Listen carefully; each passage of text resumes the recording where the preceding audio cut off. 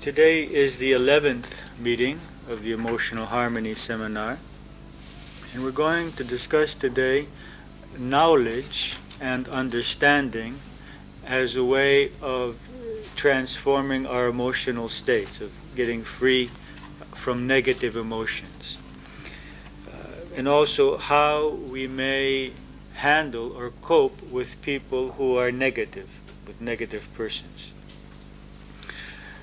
Let's remember the basic cause of emotions. We said that man is in reality a spiritual being, a consciousness, an immortal consciousness, which temporarily incarnates in a physical form. In order to be able to express the spiritual nature. In this process of creating the vehicles for which it will express itself, it creates a mind and a body in order to express ourselves in the material world. The mind, once it is in the body, forgets its real nature. Forgetting its real nature identifies with the body. The moment it identifies with the body and with the personality, it feels fear. Feels fear. The cause of fear is the illusion of separateness, that I am a separate being in a dangerous world, in a world in which there is no protection, there is no law, there is no harmony, and no reason. And so I feel fear that something is going to happen to me and that I'm not able to protect myself from physical dangers, but also from emotional danger, from emotional pain.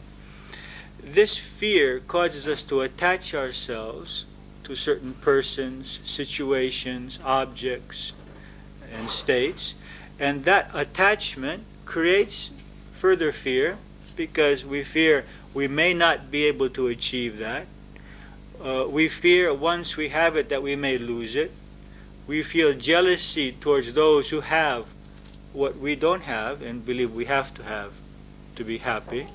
We will feel bitterness towards persons who obstruct us from obtaining what we want. We may even feel anger and hatred towards persons who in some way, either on purpose or without their having any intention, intentionally or unintentionally, become obstacles to the fulfillment of our attachments. So it all starts with ignorance of our true nature, that causes attachment, and attachment causes greater fear and even greater attachment and negativity. Now, how can we handle the negativity which we receive from persons around us? What do we mean by a negative person? There are two types of negative persons. There are other-inflicting and self-inflicting negative persons.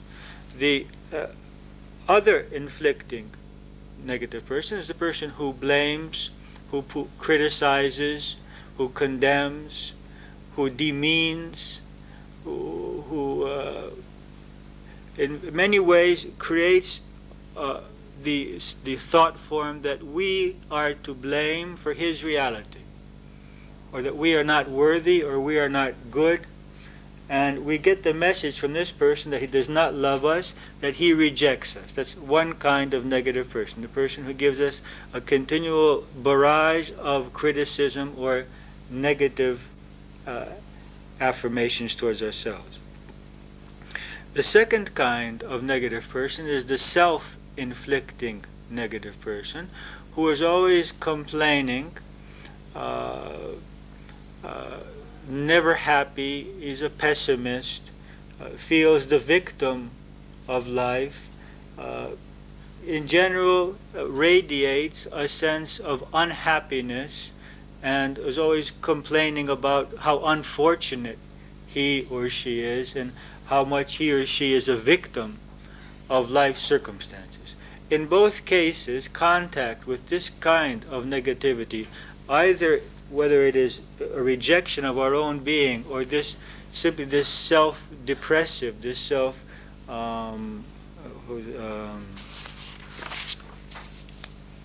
sorrow, this self-pity, self-pitying kind of situation, creates a negativity within us. What can we do when we have close family members or work partners or friends or parents, whoever it may be, who are either of these types of negative persons, whether they're other-inflicting, that is, sending negative energy towards us, or in general, sending negative energy towards their own selves? The first thing that we can do is to realize why this person is negative. That's the first thing that we need to do. That is, to realize that he is negative, either other-inflicting or self-inflicting, because he has a poor self-image. He is not a very positive image of himself. And because of this poor self-image, he feels negative. If he had more self-acceptance and more self-confidence, he would not have any need to be accusing others for his unhappiness, and neither would he be in this state of continually demeaning his own self.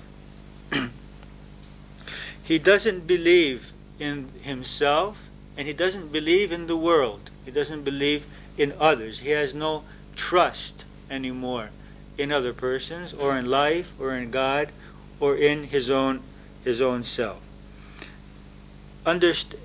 We can understand that this is the result of his childhood experiences, of various events which have happened in his past, which has caused him to take on one of these two roles as a protective mechanism, as a way of surviving, or as a way of finding his own sense of self-worth.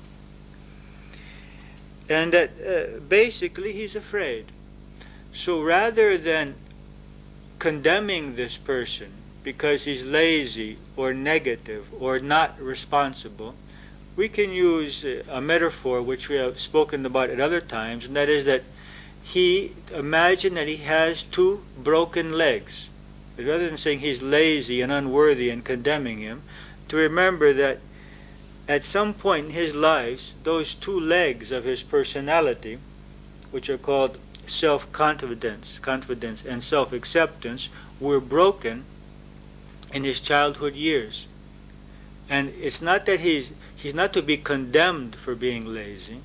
He's not to be condemned for not being able to be responsible in his life.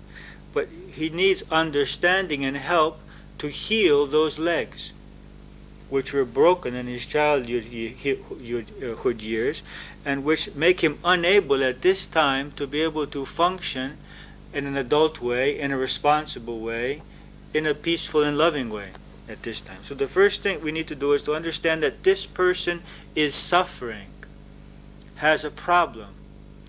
And when this is most difficult to see and to believe when this person is an other afflicting negative person, because when he's accusing us and raising his voice towards us, it's difficult for us to remember that he has a problem, because we're so occupied with our problem, which is our fear of criticism and our fear of rejection. But it's exactly at that moment that we have to remember that this person has a problem. So what can we remember? We remember whatever he may be saying, whatever he may be shouting, to remember to hear only these words: look at how unhappy I am. This is what we need to hear. Whatever he may say, he may be cursing us in the worst way, but we will hear only those words: look at how unhappy I am. For someone to come to the state to curse us, to demean us, to react to us in this very negative way, he has to be unhappy. A happy person doesn't curse. A happy person doesn't criticize. A happy person doesn't blame other persons. So he's got a problem, a serious problem. And the quicker I can realize that, the quicker I'll be able to come to my own center, and from my own center really be able to help this person and solve the problem which exists between us.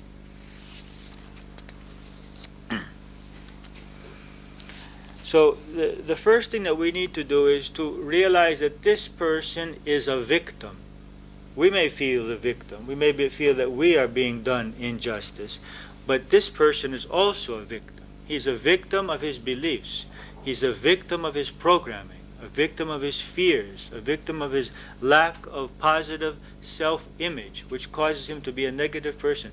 And he doesn't need our rejection or our anger. He may need our assertiveness. He may need for us to be able to inspire in him respect for us, but he also needs our love and our understanding. And to understand that his mechanisms, his functioning is mechanical. It's not conscious. We've talked about mechanical reactions, like the mechanical reaction of when the doctor hits that point on our knee, which causes a reflex action in our leg. And so these emotions and these ways of behaving are reflex actions which do not pass through his conscious mind. They're subconscious and he has no control over them. So the first thing we need to do is to understand why this person is the way he is. The second thing which we need to understand is why it bothers us. These are two completely separate things. Why he is the way he is his past. Why it bothers us for him to be the way he is our lesson, is our past. And so we are affected by a negative person to the degree of our own fear or our own negativity. It is, we are affected by the anger of another person to the degree that there is anger within us, or to the degree that there is fear of anger within us. We are affected by the jealousy or the egotistical behavior of another person to the degree that there is that behavior within us, or to the degree that we fear that. So we are affected by the negativity of another person to the degree that that negativity does still exist within us, or that to the degree that we fear that particular kind of negative behavior.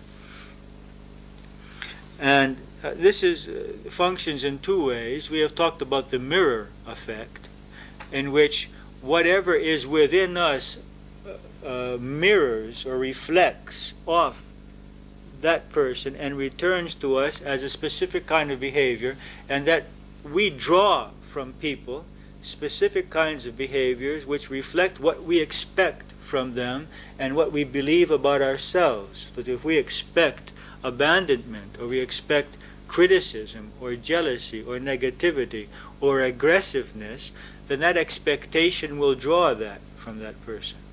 And on the same way, through mirroring or through sympathetic vibration, if we have those qualities within us, then that will also reflect off the other person.